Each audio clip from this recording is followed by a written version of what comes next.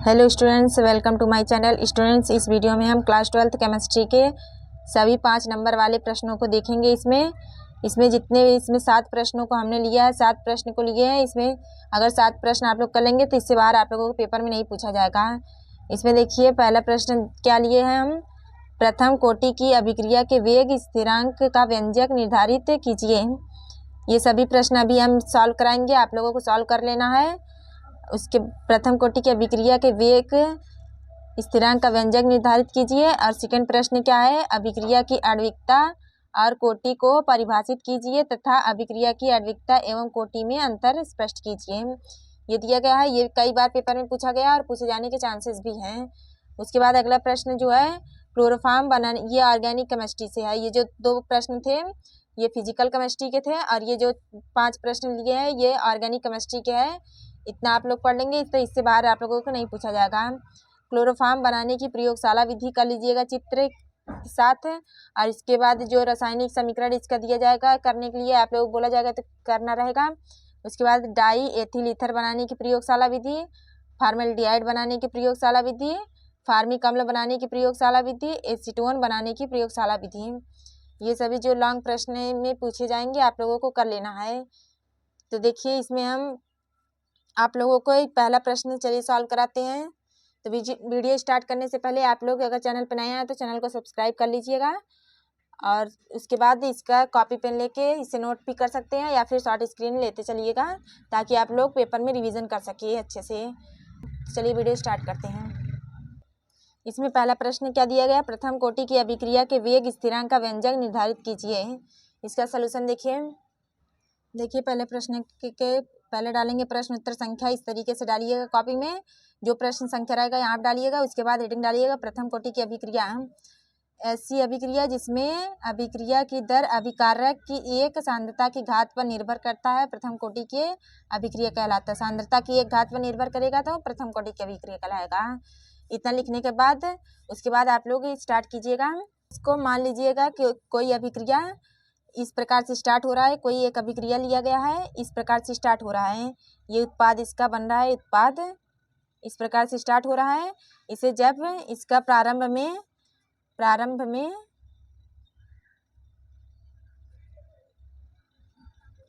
में जब इसे इसका रिएक्टेंट जो है ए लेंगे तो उत्पाद इसका 0 बना। जब इसके ये उत्पाद था, रिएक्टेंट था, ये रिएक्टेंट ए ही है तो उत्पाद 0 बना। और जब टी समय पश्चात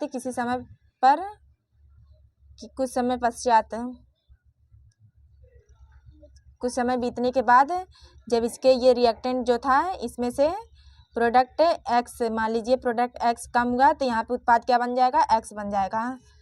प्रोडक्ट इसका एक्स बन जाएगा। उसके बाद टी समय पश्चात अभिक्रिया का वेग, टी समय पश्चात अभिक्रिया का वेग लिखेंगे, टी समय पश्चात अभिक्रिया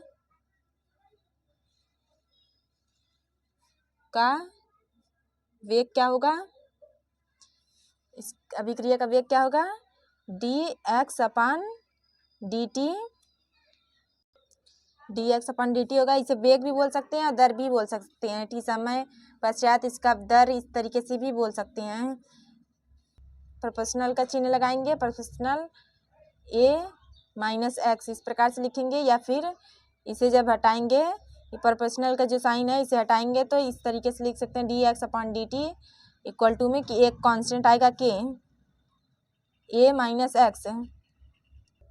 उसके बाद जब इसको देखिए डी एक्स अपॉन, इसे आगे कर रहे हैं, डी एक्स अपॉन क्या लिख सकते हैं, इसको नीचे लेकर आएंगे और डी टी को ऊपर भेज रहे हैं, d a minus x equal to में के कांस्टेंट है और ये डी टी को यहाँ पे भेजे हैं, डी टी। यहाँ के क्या है, के अभिक्रिया का वेग स्थिरांक है, आप लोग लिख सकते हैं। यहाँ आप लिख दीजिएगा जहाँ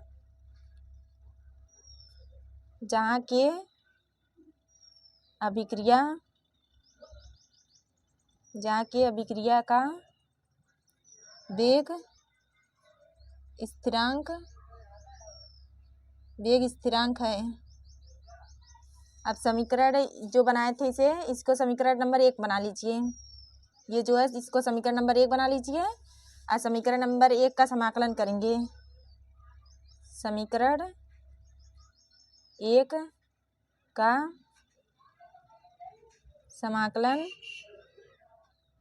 समाकलन करने पर इसका समाकलन जब करेंगे तो यहाँ पे समाकलन चिन्ह लगाएंगे। D x upon a minus x equal to के, कांस्टेंट है बाहर हो जाएगा तो इसका समाकलन करेंगे डी टी। इसको समीकरण नंबर क्या बना लेंगे 2 बना लेंगे। अब इसका जब समाकलन कर देंगे माइनस लॉग हो जाएगा 1/x का अवकलन होता है लॉग एक्स, इस तरीके से होता है माइनस लॉग, इसका अवकलन करेंगे तो समाकलन करेंगे बेस में ई ए माइनस एक्स और इसका क्या हो जाएगा के, इसी तरीके से कांस्टेंट, और इसका करेंगे अवकलन तो टी का, तो यहाँ टी हो जाएगा, डी टी करेंगे टी हो जाएगा प्लस ये कांस्टेंट आएगा क्योंकि ये दिखाता है कि निश्चित समाकलन के दिखाता है कि इसका वैल्यू निश्चित नहीं आएगा। इसके बाद सी क्या है, समाकलन स्थिरांक है। इसको लिखना चाहे तो आप लोग लिख सकते हैं जहाँ सी समाकलन स्थिरांक है। उसके बाद यदि हम लोग क्या करेंगे, यदि t इक्वल टू 0, इसको आप लोग ब्लैक पेन से लिख सके। ये याद करने वाली पॉइंट है, आप लोग ध्यान में रखिएगा ये पॉइंट। यदि t इक्वल टू 0 लेंगे तो x बराबर 0 समीकरण 1 से, अतः समीकरण 2 से करेंगे। समीकरण 2 से, समीकरण 2 क्या है, इसको समीकरण नंबर 2, इसको नहीं इसको 2 बना लीजिए। इसमें सी का मान इससे आएगा ना, तो यहाँ पे जब समीकरण नंबर 2 से minus log A minus x का मान क्या माने हैं, और एक्स का मान 0 और टी का मान भी क्या लिए हैं 0 लिए हैं, प्लस में सी, तो यहाँ पे क्या हो जाएगा लॉग ए हो जाएगा ई लॉग ए। इसको यहाँ पे माइनस है, ये माइनस लॉग ए इसमें मल्टीप्लाई किए हैं, ये हो गया इक्वल टू में क्या हो जाएगा, ये तो 0 हो जाएगा और यहाँ पे सी हो जाएगा, मतलब सी इक्वल टू, ये सी इक्वल टू माइनस लॉग ए है, इतना है। अब ये सी का मान समीकरण नंबर 2 में पुट करेंगे, इसमें पुट करेंगे, यहाँ पे लिख दे रहे हैं, आप लोगों को याद रहेगा। सी का मान समीकरण 2 में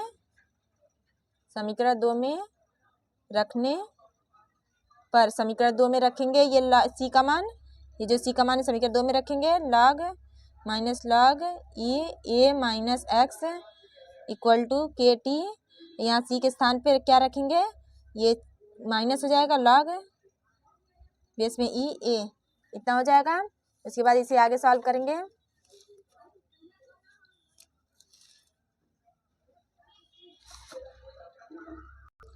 इसके आगे सॉल्व करेंगे तो इसको इस साइड लेकर आएंगे माइनस में, इस साइड लेकर आएंगे तो इक्वल टू किस साइड लेकर आएंगे तो प्लस में जाएगा लॉग ए और ये माइनस लॉग बेस में ई ए माइनस एक्स, इधर क्या बचा के टी, इतना बचा।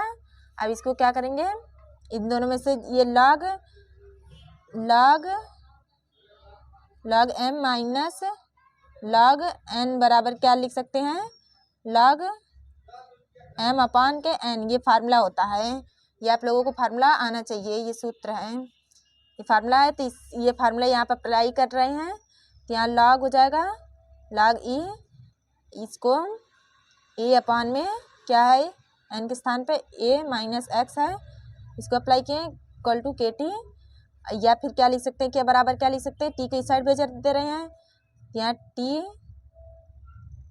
के बराबर 1/t लॉग ए अपान के ए माइनस एक्स, इतना हो गया। अब इसे प्राकृतिक लघुगणक में बदलेंगे, ये जो समीकरण आया है इसको प्राकृतिक लघुगणक में बदलेंगे। देखिए इसे नीचे लिख रहे हैं हम, प्राकृतिक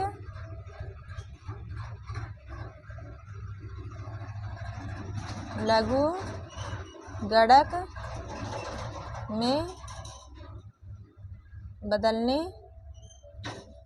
पर प्राकृतिक लघुगणक में बदलेंगे तो क्या होता है, देखिए इसे अगले पेज पे देखिए, यहाँ पे के बराबर क्या आया था, 1/t log बेस में a माइनस एक्स ये आया था। प्राकृतिक लघुगणक में बदलेंगे इसे तो क्या होता है, log e x बराबर क्या था, 2.303 log बेस में 10x ये होता है। तो इसका मान यहाँ पुट करेंगे, यहाँ पे इसका मान पुट करेंगे तो यहाँ पे हो जाएगा k बराबर 2.303 अपॉन में t log बेस में 10 हो जाएगा a माइनस एक्स। ये हम लोगों को निकालना था, ये आ गया, इसका आंसर हो जाएगा, इसका उत्तर हो जाएगा। अब नेक्स्ट प्रश्न देखिए अगला प्रश्न क्या दिया गया, अभिक्रिया की आणविकता कोटि को परिभाषित कीजिए तथा अभिक्रिया की आणविकता और कोटि में अंतर स्पष्ट करना है और इसका ये बताना है कि इसका आणविकता और कोटि जो समीकरण दिया गया है, रिएक्शन दिया गया है, इसकी कोटि और आणविकता बताना है। तो चलिए इसको सॉल्व करते हैं।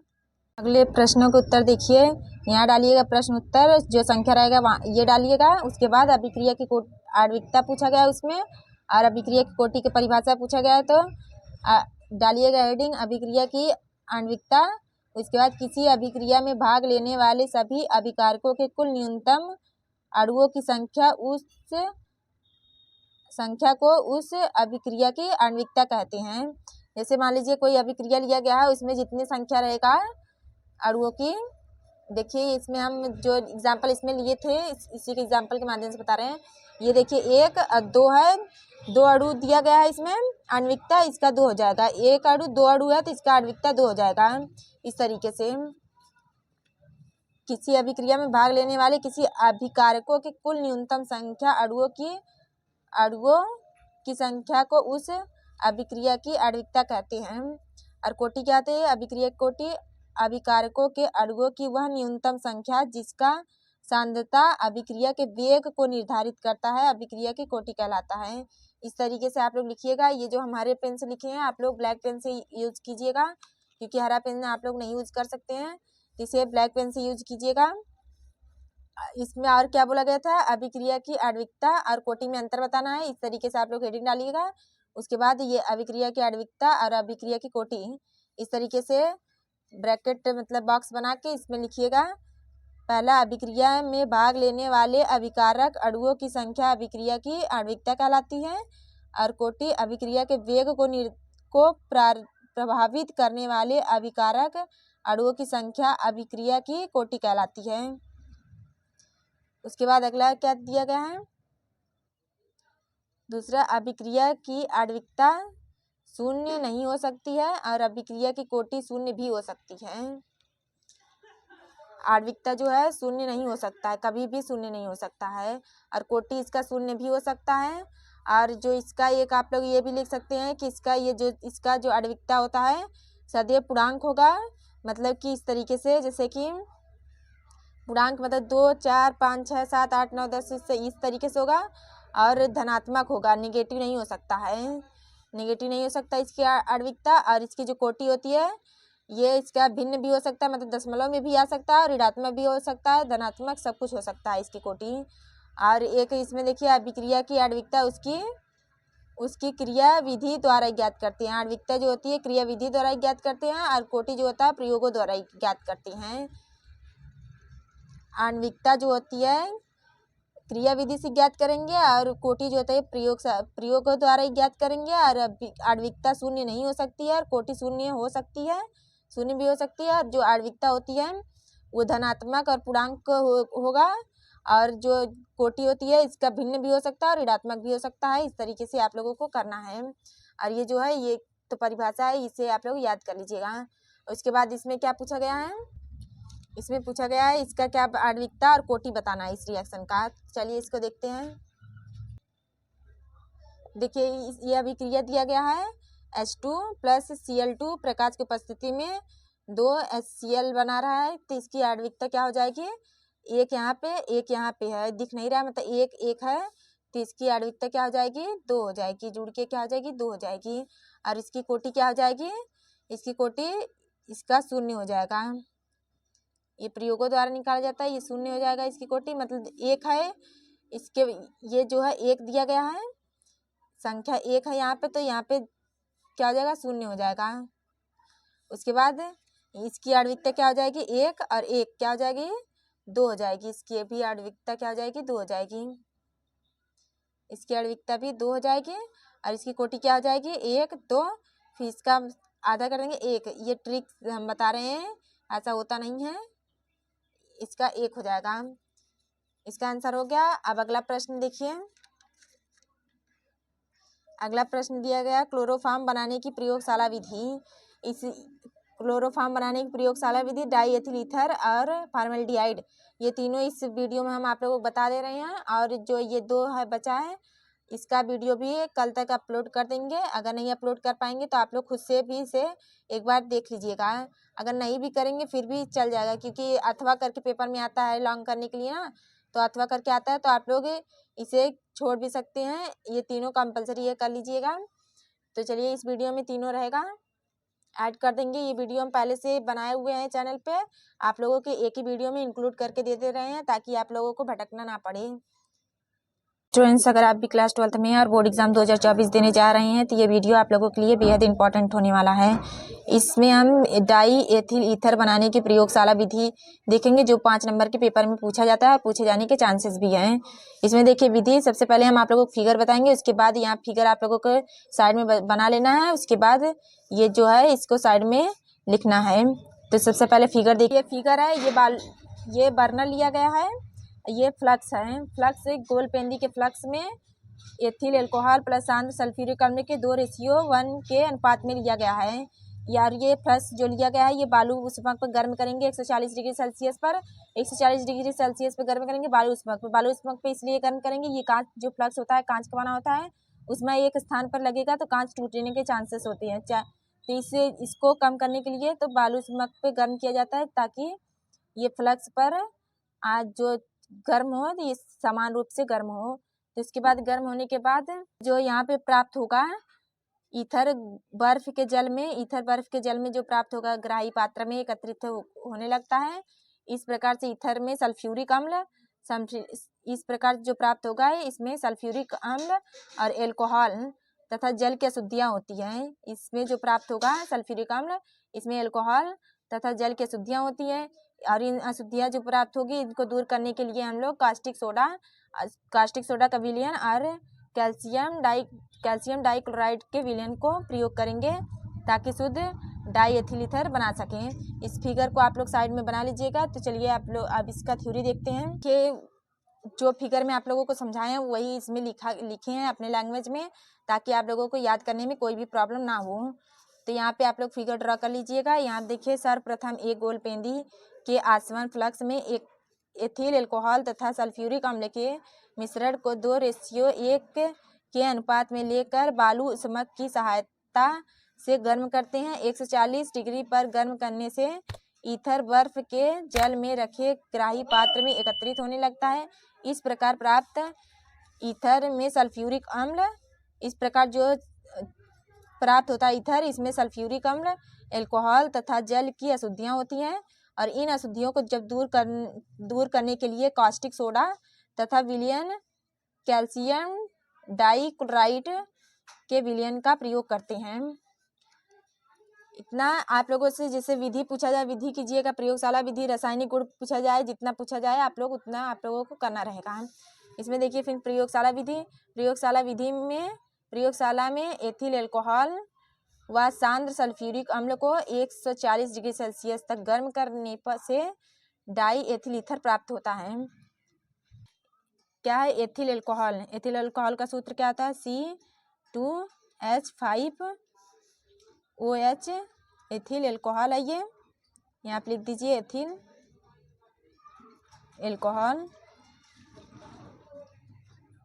ये एथिल एल्कोहल है, प्लस क्या लेना है? सांद्र सल्फ्यूरिक अम्ल। सल्फ्यूरिक अम्ल का सूत्र क्या आता है? H2SO4 होता है। H2SO4, इसको इस तरीके से लिख रहे हैं HHSO4, इस तरीके से लिखे हैं। यह है सल्फ्यूरिक अम्ल। सल्फ्यूरिक अम्ल है। और इसको 140 डिग्री सेल्सियस ताप पर गर्म करेंगे। 140, पहले तो 100 से 110 डिग्री सेल्सियस ताप तक गर्म करते हैं, फिर उसके बाद 140 डिग्री सेल्सियस पर गर्म करेंगे तो एथिल हाइड्रोजन सल्फेट बनेगा। एथिल, यहाँ से देखिए, यहाँ से H2O बाहर हो जाएगा, जल यहाँ से बाहर कर दीजिए, H2O जल बाहर, और यहाँ C2H5 और ये बचा है HSO4 बचा है, तो इसको लिखेंगे HSO4। ये क्या है? Ethyl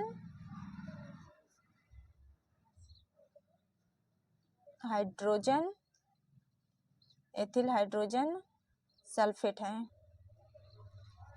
sulphate. उसके बाद इसका जो ये प्राप्त हुआ है, एथिल हाइड्रोजन सल्फेट जो प्राप्त हुआ है, पुनः इसका रिएक्शन कराएंगे। पुनः इसका जब रिएक्शन कराएंगे हम लोग तो क्या बनेगा? पुनः एथिल अल्कोहल से रिएक्शन कराना है, C2H5OH से क्या कराएंगे, यहाँ से 140 डिग्री सेल्सियस लेंगे, यहाँ पे कर लीजिए 100 से 110 डिग्री सेल्सियस पे गर्म करेंगे तो एथिल हाइड्रोजन सल्फेट बनेगा। फिर 140 डिग्री सेल्सियस मतलब कि ताप और अधिक करेंगे तो क्या बनेगा? डाईएथिल ईथर बनेगा। डाईएथिल ईथर, यहाँ से CH2H5 यहाँ से लेंगे और यहाँ के C2H5O यहाँ से C2H5O C2H5, ये है डाई एथिल ईथर, ये डाई एथिल ईथर है। प्लस क्या बनेगा, क्या बचा है? HSO4, यहाँ के H2SO4 बन जाएगा, सल्फ्यूरिक अम्ल बन जाएगा। उसके बाद ये प्रयोगशाला विधि कंप्लीट हुआ। उसके बाद ये रासायनिक गुण आप लोगों के देखिए, इसमें अगर आप लोगों को रासायनिक गुण लिखना रहेगा तो 2 लिख के भी छोड़ सकते हैं, इसमें हम 3 बता रहे हैं। कई बार पेपर में जैसे बोल देता है कि डाईएथिल ईथर की क्रिया इससे कराइए, डाईएथिल ईथर की अभिक्रिया जल अपघटन से HI के साथ, इस तरीके से बोला जाता है। तो इसमें हम आप लोगों को 3 करा रहे हैं। अगर आप लोगों को रासायनिक गुण लिखने को बोला जाएगा तो इसमें से आप लोग 2 लिख दीजिएगा, और अगर जब इससे के साथ क्रिया बोलेगा तो कर दीजिएगा। इस तरीके से प्रश्न पूछे जाते हैं। देखिए, एसिटिल क्लोराइड से क्रिया कराना है डाईएथिल ईथर के सूत्र C2H5O C2H5। एसिटिल क्लोराइड से क्रिया, एसिटिल क्लोराइड के CH3COCl होता है, CH3COCl ये होता है एसिटिल क्लोराइड। एसिटिल क्लोराइड की क्रिया कराएंगे तो यहाँ पे एथिल एसीटेट बनेगा, एथिल एसीटेट। CH3 यहाँ से लेंगे और COO CH3COO हो गया, और उसके बाद यहाँ से ले लीजिए, इतना इसको ले लीजिए, CH3CO यहाँ से लिए हैं और फिर OH2H5, इतना ये हो गया। उसके बाद क्या बना है? C2H5Cl बचा है, तो यहाँ पे प्लस करके लिख दीजिए C2H5Cl। ये क्या जो प्राप्त हुआ है? एथिल एसीटेट प्राप्त हुआ है, एथिल एसीटेट बनेगा। उसके बाद जल अपघटन जब कराएंगे इसका, डाईएथिल ईथर के साथ जल अपघटन, C2H5O C2H5, जल अपघटन के लिए जल लेंगे H2O और इसके जल अपघटन कराएंगे तो अल्कोहल बनेगा। अल्कोहल देखिए, यहाँ से C2H5O और इसको क्या लिख सकते हैं? H और OH में लिख सकते हैं। जल को इस तरीके से लिख सकते हैं, ये प्लस में, ये माइनस में, ये माइनस है, ये प्लस है।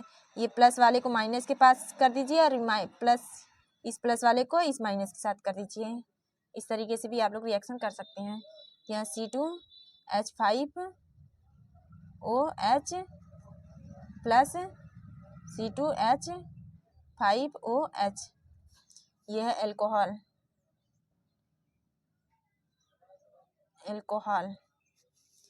यहाँ देखिए C2H5O और यहाँ के एक H ये बन गया। उसके बाद यहाँ C2H5OH यहाँ पे ये बन गया। उसके बाद HI के साथ क्रिया देखिए।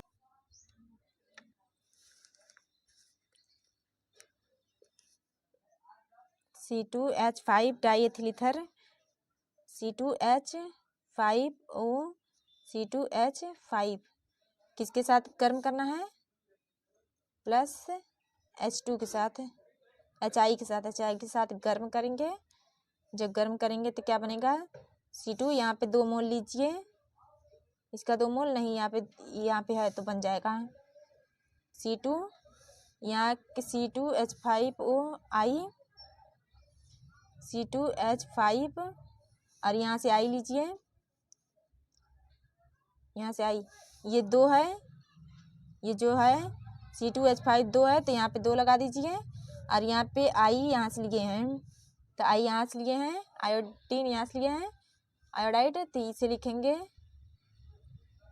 एथिल आयोडाइड, एथिल आयोडाइड ये है। और प्लस यहाँ क्या बन जाएगा? H2O जल बन जाएगा। जल बनेगा। यहाँ पे देखिए बैलेंसिंग, यहाँ C2H5 2 है गया। यहाँ पे हाइड्रोजन भी बैलेंस है, हाइड्रोजन यहाँ 2 है, यहाँ 1 है, यहाँ पे 2 I है, यहाँ पे 1 है, तो यहाँ पे 2 लगा देंगे, बैलेंसिंग हो जाएगा कंप्लीट। तो इसका आप लोग शॉर्ट स्क्रीन ले लीजिए या फिर कॉपी पे नोट कर लीजिए। फिगर यहाँ पे ड्रा कर लीजिएगा, यहाँ पे इसका शॉर्ट स्क्रीन कर लीजिए या फिर कॉपी पे नोट कर लीजिए। यहाँ पे इसको नोट कर लीजिए। तो इस वीडियो में बस इतना ही, मिलते हैं आगे नेक्स्ट वीडियो में। अगर आप लोगों को वीडियो पसंद आया हो तो चैनल को सब्सक्राइब कर लीजिएगा और अपने फ्रेंड्स के साथ शेयर करना। स्टूडेंट्स, इस वीडियो में हम क्लास 12 केमिस्ट्री के मोस्ट इम्पॉर्टेंट टॉपिक्स को देखेंगे। क्लोरोफॉर्म बनाने की प्रयोगशाला विधि जो 5 नंबर के पेपर में पूछे जाते हैं और पूछे भी जाएंगे। इसमें देखिए ये 5 नंबर के पेपर में पूछे जाते हैं प्रयोगशाला विधि, क्लोरोफॉर्म बनाने की प्रयोगशाला विधि। इसे आप लोगों को अगर इस तरीके से याद करेंगे तो आप लोग भूल सकते हैं। अगर फिगर के माध्यम से आप लोग समझेंगे तो इसको याद करने की ज़रूरत नहीं होगा। आप लोग फिगर अच्छे से समझ लीजिए और उसी को फिगर के माध्यम से आप लोग लिख लेना। तो इस यहाँ पे आप लोगों को फिगर बनाना है। फिगर हम आप लोगों को बुक में दिखाएंगे। देखिए इस तरीके से आप लोगों को फिगर बना लेना है। साइड में ये फिगर दिया गया है, ये बर्नर है, इसमें ये गोल पेंदी पर फ्लक्स है। ये जो ग्राही है जो गोल पेंदी है 500 ml का है। ये जो गोल पेंदी दिया गया है इसमें 500 ml के गोल पेंदी है। और इसमें क्या दिया गया है? एसीटोन कितना लिया गया है? एसीटोन के 25 ml लिया गया है एसीटोन, और प्लस क्या लिया गया? विरंजक चूर्ण 100 ग्राम लिया गया है, और 200 मिली क्या लिया गया है? ml 200 ml जल लिया गया है। इन दोनों मिश्रण को इसमें जल उष्मक ये बर्नर के माध्यम से इसे बालू उष्मक पर गर्म किया जाता है। ये बालू उष्मक इसलिए लिया गया है क्योंकि ये कांच का बना होता है। कांच का बना होता है, अगर एक स्थान पे इसका गर्म होगा तो ये टूटने के चांसेस है। इस वजह से इसे बालू उष्मक पर गर्म करते हैं बर्नर के माध्यम से। जब इसे बर्नर के माध्यम से इसे गर्म करते हैं तो गर्म करने के बाद ये इस संघनित्र से होते हुए यहाँ से जाता है और ये ग्राही में एकत्रित हो जाता है। धीरे धीरे गर्म जब करेंगे इसको जल उष्मक पर, इसे धीरे धीरे गर्म करेंगे तो क्या होगा? क्लोरोफॉर्म आश्रित होकर ग्राही में एकत्रित हो जाएगा, जल के नीचे एकत्रित हो जाएगा। ये जल है, जल के नीचे यहाँ पे क्लोरोफॉर्म एकत्रित हो जाएगा। क्लोरोफॉर्म को शुद्ध करने के लिए NaOH के तनु विलयन के साथ धोते हैं इसे, फिर निर्जल AlCl3Cl2 के साथ पुनः आश्रित करते हैं जिससे शुद्ध क्लोरोफॉर्म प्राप्त होता है। इसको देखिए, इसे फिर से समझिए। ये गोल पेंदी है, गोल पेंदी कितने ml का है? 500 ml का ये गोल पेंदी है। 500 ml का गोल पेंदी फ्लक्स में इसमें क्या है? इसमें 100 ml क्या दिया गया है? 100 ग्राम विरंजक चूर्ण, और 25 ग्राम क्या दिया गया? 25 मिली एसीटोन है, और 100 मिली क्या लिया गया? इसमें जल लिया गया है, इसमें लिया गया है। इसे फिर डालकर फ्लक्स को बालू उष्मक पर, ये बालू उष्मक लिया गया है। बालू उष्मक लेने के बाद इसे जल उष्मक पर गर्म किया जाएगा। ये बालू उष्मक इसलिए लिया गया है क्योंकि कांच इसे गर्म एक स्थान पर गर्म होगा तो कांच है, टूटने के चांस है। इस वजह से बालू लिया गया है ताकि इसे समान ताप इस फ्लक्स पर लगे। जब जल स्पर्क पर गर्म करेंगे तो जब धीरे धीरे गर्म करेंगे तो क्लोरोफॉर्म आश्रित होकर ग्राही में जल के नीचे, ये जो ग्राही है जल के नीचे, ये जल है, जल के नीचे क्लोरोफॉर्म एकत्रित हो जाएगा। अब क्लोरोफॉर्म को शुद्ध करने के लिए NaOH के तनु विलयन के साथ धोते हैं। उसके बाद निर्जल CaCl2 के साथ सुखाकर पुनः आश्रित करते हैं, जिससे शुद्ध क्लोरोफॉर्म प्राप्त होता है। तो इसे आप लोग फिगर को साइड में ड्रॉ कर लीजिएगा। तो चलिए आगे चलते हैं। देखिए जो यहाँ पे लिखा गया है यही हम फिगर में आप लोगों को समझाए हैं। ये अपने लैंग्वेज में लिखे हैं, हम बुक में जो था वो डिफ़िकल्ट तरीके से दिया गया था, इसे हम अपने लैंग्वेज में आसान इजी लैंग्वेज में लिखे हैं। एक बार आप लोग पढ़ेंगे, 2 बार पढ़ेंगे, अच्छे से याद हो जाएगा। देखिए जो बताएं वही लिखा गया। एक 500 ml के गोलपेंदी के फ्लक्स में 100 ग्राम विरंजक चूर्ण, 200 ml जल व 25 ml एथेनॉल या एसीटोन डालकर फ्लक्स को बालू स्मक पर रखकर धीरे धीरे गर्म करते हैं तथा इससे प्राप्त क्लोरोफॉर्म आश्रित होकर ग्राही में रखे जल के नीचे एकत्रित हो जाता है। क्लोरोफॉर्म को शुद्ध करने के लिए इसे NaOH के तनु विलयन के साथ धोते हैं, फिर निर्जल AlCl2 के साथ सुखाकर पुनः आश्रित करते हैं, जिससे शुद्ध क्लोरोफॉर्म प्राप्त होता है। इतना आप लोगों को साइड में लिख लेना है और यहाँ पे साइड में फिगर बना लेना है। उसके बाद आगे देखिए, एथिल अल्कोहल से इसे बनाने की है। एथिल अल्कोहल के साथ विरंजक चूर्ण की लुगदी को गर्म करने पर क्लोरोफॉर्म प्राप्त होता है। यह अभिक्रिया निम्न पदों में पूरी होती है। यह अभिक्रिया जो है 4 पदों में कंप्लीट होगी। तो पहला स्टेप क्या दिया गया है, विरंजक चूर्ण जल के साथ क्रिया करके क्लोरीन तथा कैल्शियम हाइड्रोक्साइड बनाता है। तो देखिए इसे करते हैं इसका रिएक्शन। ये विरंजक चूर्ण जल के साथ क्रिया करके, ये विरंजक चूर्ण का सूत्र क्या होता है, CaOCl2 होता है। तो यहाँ CaOCl2 प्लस किसके साथ, जल के साथ, H2O जल के साथ क्रिया करेगा तो क्या बनाएगा, क्रिया करके क्लोरीन तथा कैल्शियम हाइड्रोक्साइड बनाता है। क्लोरीन बनाएगा, यहाँ Cl2, यहाँ Cl2 पहले बाहर कर दे रहे हैं, प्लस क्लोरीन बन गया तथा कैल्शियम हाइड्रोक्साइड का सूत्र CaOH के होल ट्वाइस। इस तरीके से यहाँ पे Ca और O, यहाँ पे 2H है, यहाँ इसमें मल्टीप्लाई करेंगे यहाँ 2 हो जाएगा और ये इसका मल्टीप्लाई इसमें करेंगे 2 हो जाएगा। 2O और 2H इस तरीके से लिखेंगे ये। अब अगला स्टेप क्या दिया गया है, क्लोरीन एथिल अल्कोहल को एसीटल्डिहाइड में ऑक्सीकृत कर देती है। क्लोरीन एथिल अल्कोहल को एसीटल्डिहाइड में ऑक्सीकृत करता है। किसमें करता है, एसीटल्डिहाइड में। तो इसे लिखेंगे एथिल अल्कोहल CH3CH2OH, ये है एथिल अल्कोहल और क्लोरीन के साथ क्रिया करना है Cl2, ये किसको, एसीटल्डिहाइड में ऑक्सीकृत करता है। एसीटल्डिहाइड का सूत्र क्या होता है, CH3CHO, यहाँ CH3 फिर CHO हो गया और यहाँ की एक H बचा है, यहाँ की एक H बचा है।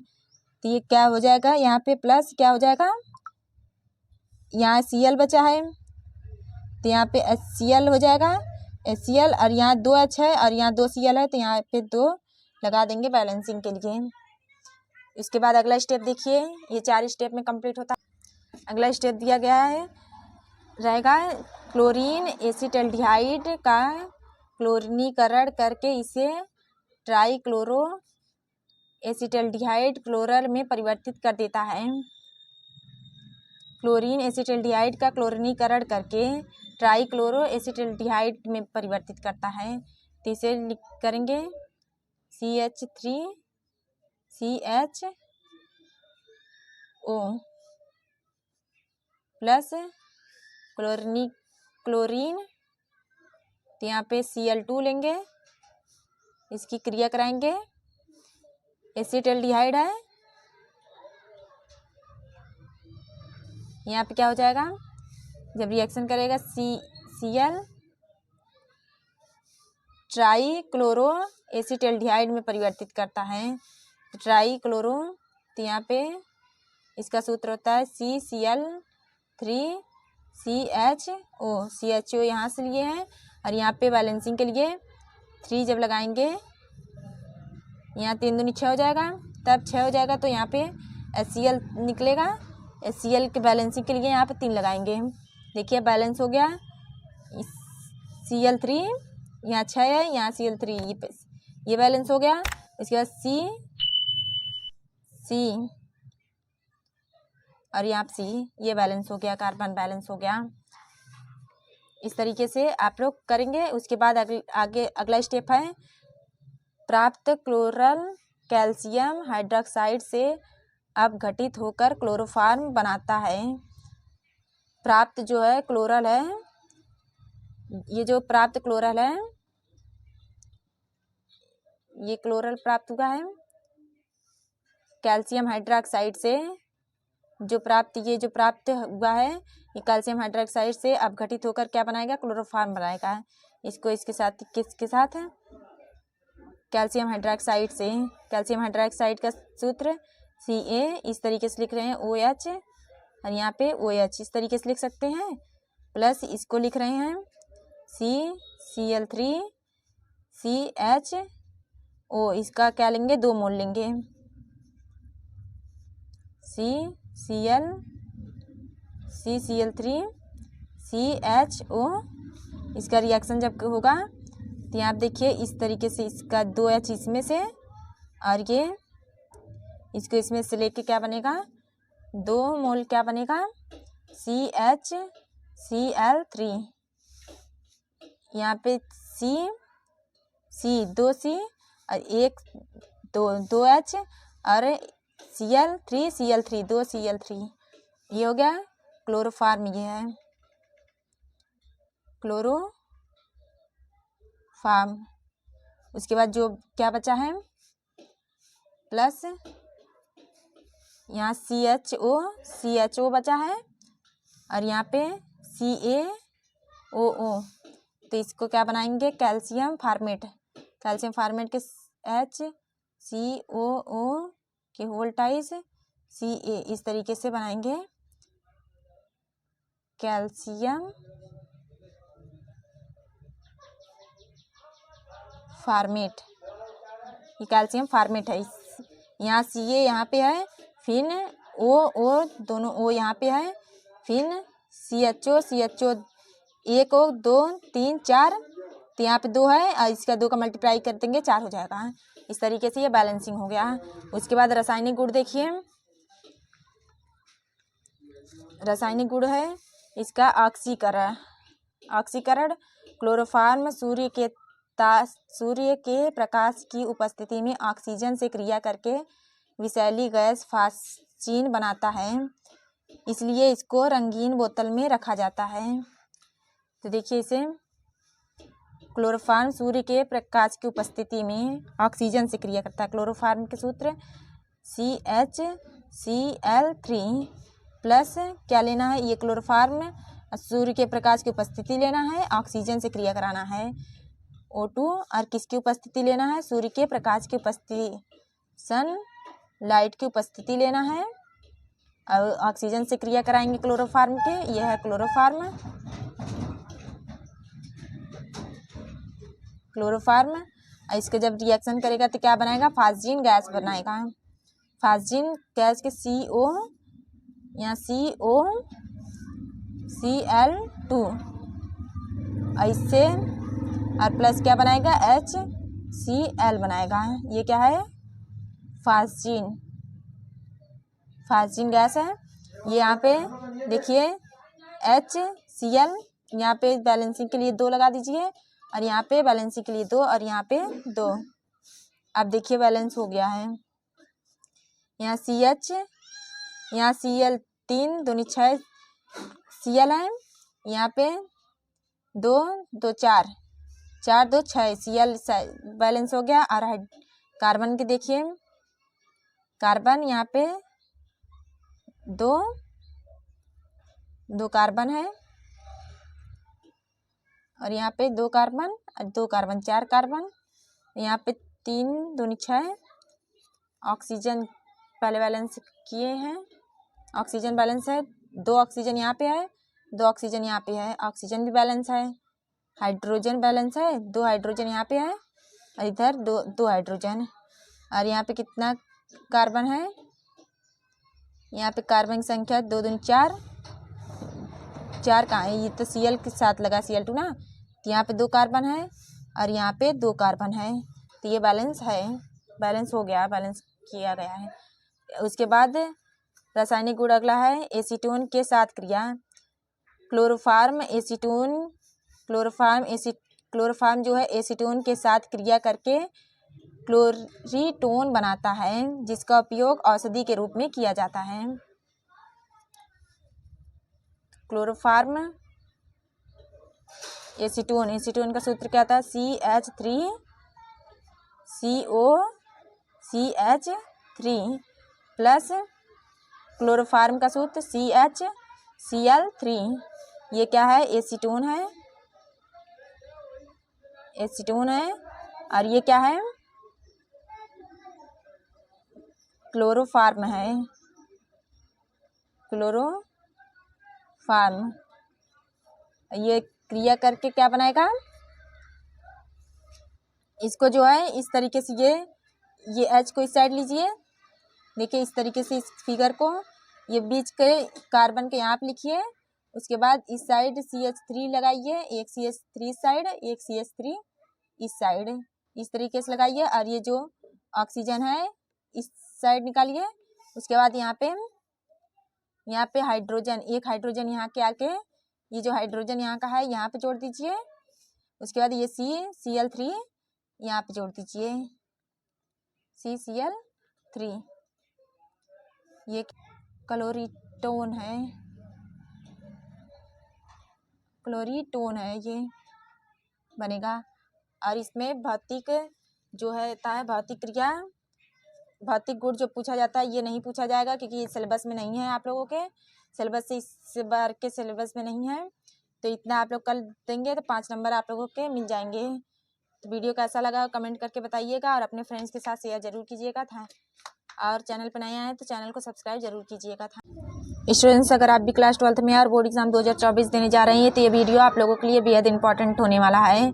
इसमें हम क्लास 12th केमिस्ट्री के फॉर्मल्डिहाइड बनाने की प्रयोगशाला विधि देखेंगे, जो 5 नंबर के पेपर में पूछे जाते हैं और पूछे जाने के चांसेस भी बहुत ज़्यादा हैं इसमें देखिए फॉर्मल्डिहाइड बनाने की प्रयोगशाला विधि, मेथिल एल्कोहल की वाष्प तथा वायु के मिश्रण को 250 से 300 डिग्री सेल्सियस ताप पर प्लेटिनम व एस्बेस्टॉस मिश्रण के उपस्थिति में जब गर्म करेंगे तो ये फॉर्मल्डिहाइड प्राप्त होगा।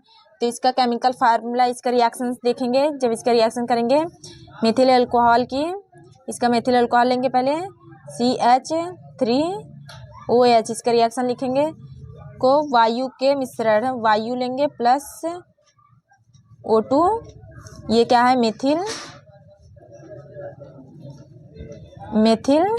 एल्कोहल, ये है मेथिल एल्कोहल और ये वायु लिए हैं, और इसे किसकी उपस्थिति में गर्म करेंगे, किसकी उपस्थिति में, प्लेटिनम एस्बेस्टॉस के उपस्थिति में गर्म करेंगे। तो यहाँ लिखेंगे प्लेटिनम प्लस एस्बेस्टॉस की उपस्थिति लेंगे और कितना ताप लेंगे, 250 से 300 डिग्री सेल्सियस ताप लेंगे। तो क्या बनेगा, ये फॉर्मल्डिहाइड बनेगा, फॉर्मल्डिहाइड HCHO, ये फॉर्मल्डिहाइड बनेगा प्लस क्या बनेगा, H2O जल बनेगा। फॉर्मल्डिहाइड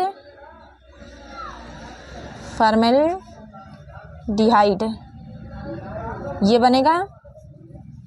ऐसे जब हम लोग इसे बैलेंस करेंगे, यहाँ पे क्या है, ऑक्सीजन की 2 है, यहाँ ऑक्सीजन 2 है, उसके बाद यहाँ हाइड्रोजन 2, यहाँ 2 हाइड्रोजन 4 हो गया, यहाँ पे 3 1 4 हाइड्रोजन है और कार्बन संख्या 1, यहाँ कार्बन संख्या है, यहाँ पे 1 कार्बन की संख्या है। फॉर्मेल्डिहाइड बनाए तो यहाँ पे जब यहाँ पे 2 लेंगे, 2 मोल यहाँ पे लेंगे तो यहाँ पे भी 2 कर देंगे और यहाँ पे भी 2 कर देंगे। अब ये पूरा बैलेंसिंग भी है। अब रिएक्शन एकदम करेक्ट है। उसके बाद इसकी विधि, प्रयोगशाला जो विधि है चित्र के साथ बनाना रहेगा आप लोगों को। यहाँ पे आप लोगों को चित्र ड्रा करना रहेगा। इसे हम बुक में अभी आप लोगों को बताएंगे। देखिए इसे बुक में हम आप लोगों को कराएंगे। यहाँ पे आप लोगों को चित्र बनाना रहेगा इसके साइड में, और इसके साइड में जो चित्र में रहेगा वही यहाँ पे लिखना रहेगा। देखिए प्रयोगशाला में फॉर्मेल्डिहाइड का निर्माण करने की विधि, ये प्रयोगशाला विधि दिया गया है।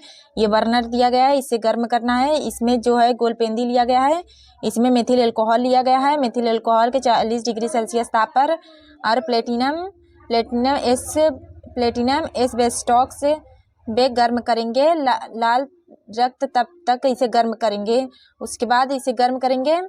गर्म करने के बाद मेथिल अल्कोहल के वाष्प को अपने साथ लेती हुई इसमें वायु प्रवाहित करेंगे। उसके बाद ये मेथिल अल्कोहल को वाष्प के अपने साथ लेते हुए दहन नली में, ये जो नली है इस दहन नली में प्रवेश करती है। मेथिल अल्कोहल के वाष्प उत्प्रेरक के संपर्क में, मेथिल अल्कोहल के वाष्प उत्प्रेरक के संपर्क में आकर वायु द्वारा फॉर्मेल्डिहाइड बनाता है। फॉर्मेल्डिहाइड में ऑक्सीकृत हो जाती है, जिसे ये जो ग्राही है इसमें एकत्रित कर लिया जाता है, अवशोषित कर लिया जाता है। फिर से देखिए ये जो है ये गोलपेंदी है और ये बर्नर लिया गया है। इसमें मेथिल अल्कोहल को गर्म किया जाता है, लाल रक्त तब तक गर्म किया जाता है और ये प्लेटिनम एस्बेस्टॉक्स में जाता है। इसे लाल यहाँ पे गर्म किया जाता है, वायु यहाँ से प्रवाहित किया जाता है। गर्म करने के बाद इसको मेथिल अल्कोहल की वाष्प, ये जो वाष्प है हवा है, उत्प्रेरक के संपर्क में आकर वायु द्वारा है फॉर्मेल्डिहाइड में ऑक्सीकृत हो जाता है। जब ऑक्सीकृत हो जाता है इसको, ये जो ग्राही लिया गया है इसमें एकत्रित कर लिया जाता है। फॉर्मेल्डिहाइड को अवशोषित कर लिया जाता है, जल में अवशोषित कर लिया जाता है। उसके बाद इससे आगे देखिए, इस फिगर को आप लोग यहाँ पे ड्रॉ कर लीजिएगा साइड में, और अगर आप लोग कॉपी पेन लेके लिखना चाहते हैं लिख लीजिए, वरना शॉर्ट स्क्रीन कर लीजिए ताकि आप लोग याद कर सकें इसे। इसमें देखिए जो फिगर में बताएं वही यहाँ पे लिखा गया है। एक गोलपेंदी के फ्लक्स में मेथिल अल्कोहल लेकर इसे जल उष्मांक पर लगभग 40 डिग्री सेल्सियस पर तथा प्लेटिनम एस्बेस्टॉक्स को रक्त तप्त होने तक गर्म करते हैं। फ्लक्स में वायु प्रवाहित करने पर जब वायु प्रवाहित किया जाता है, यह मेथिल अल्कोहल की वाष्प को अपने साथ लेती हुई दहन नली में प्रवेश करती है। मेथिल अल्कोहल की वाष्प उत्प्रेरक के संपर्क में आकर वायु द्वारा फॉर्मेल्डिहाइड ऑक्सीकृत हो जाती है, जिसे ग्राही में रखे जल में अवशोषित कर लिया जाता है। इतना आप लोगों को दिया गया है। उसके बाद अब रासायनिक गुण देखिए। रासायनिक गुण इसमें दिया गया है, इसकी क्रिया कराएंगे HCN के साथ रिएक्शन। फॉर्मेल्डिहाइड की क्रिया HCN से कराने पर, जब HCN से कराएंगे क्या है HCHO, फॉर्मेल्डिहाइड है ये,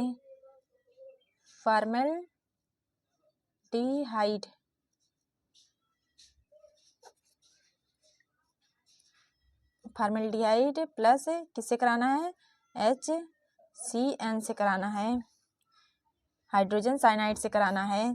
तो यहाँ क्या बनेगा, जब इसकी रिएक्शन होगी क्या बनेगा, इसको इस तरीके से लिखिए। यहाँ C को, ये जो लिया गया है कार्बन को इस तरीके से लिखिए, और ये हाइड्रोजन की इस तरीके से लगा दीजिए, इस तरीके से हाइड्रोजन को लगा दीजिए। उसके बाद क्या बचा है, O बचा है, ये ऑक्सीजन बचा है, ऑक्सीजन को इस तरीके से कर दीजिए। इस तरीके से फिगर हो गया। उसके बाद यहाँ की ये जो हाइड्रोजन है यहाँ पे लगा दीजिए। उसके बाद ये जो CN है यहाँ पे लगा दीजिए। ये क्या बन जाएगा, फॉर्मेल्डिहाइड साइनोहाइड्रीन बनेगा। तो यहाँ पे लिख दे रहे हैं ताकि आप लोगों को याद रहे, फॉर्मेल्डिहाइड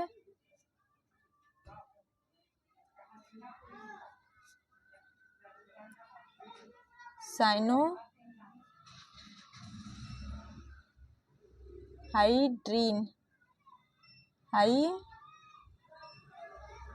ड्रीन, ये इस तरीके से। उसके बाद अगला देखिए, NaHSO3 से क्रिया कराना है फॉर्मेल्डिहाइड की। यहाँ पे लिखेंगे, ये क्या है पहले देखिए, सोडियम बाईसल्फाइड, सोडियम बाईसल्फाइड है ये, सल्फाइड, इसे सोडियम बाईसल्फाइड कहते हैं। तो इसके फॉर्मेल्डिहाइड से क्रिया कराना है HCHO, फॉर्मेल्डिहाइड प्लस सोडियम बाईसल्फाइड से कराएंगे NaHSO3, इससे क्रिया कराएंगे तो जो C है, जो कार्बन है, इसको इस तरीके से लगा दी, बीच में लिखिए इसको, और ये हाइड्रोजन की इस तरीके से लगाइए, इस तरीके से लगा दीजिए।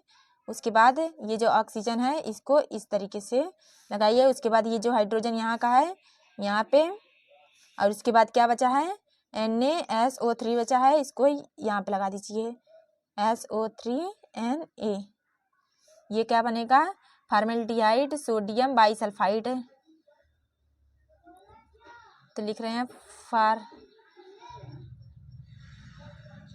फॉर्मेल्डिहाइड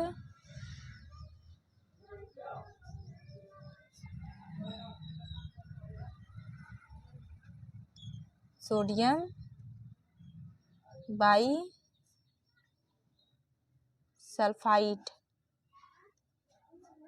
ये इसका नाम है। उसके बाद आगे देखिए, अगला है तीसरा, इसका है NaOH से क्रिया कराना है फॉर्मेल्डिहाइड के। NaOH से साथ क्रिया कराएंगे, HCHO की क्रिया सोडियम हाइड्रोक्साइड, इसे बोलते हैं, सोडियम हाइड्रोक्साइड के साथ कराएंगे तो क्या बनेगा, यहाँ पे 2 मोल ले लीजिए HCHO के, मतलब कि फॉर्मेल्डिहाइड के 2 मोल क्रिया करेगा तो यहाँ पे बन जाएगा CH3OH बनेगा, OH, और यहाँ के H, और ये हाइड्रोजन और एक हाइड्रोजन यहाँ से ले रहे हैं, मतलब कि 2 हाइड्रोजन, 4 हाइड्रोजन यहाँ पे है।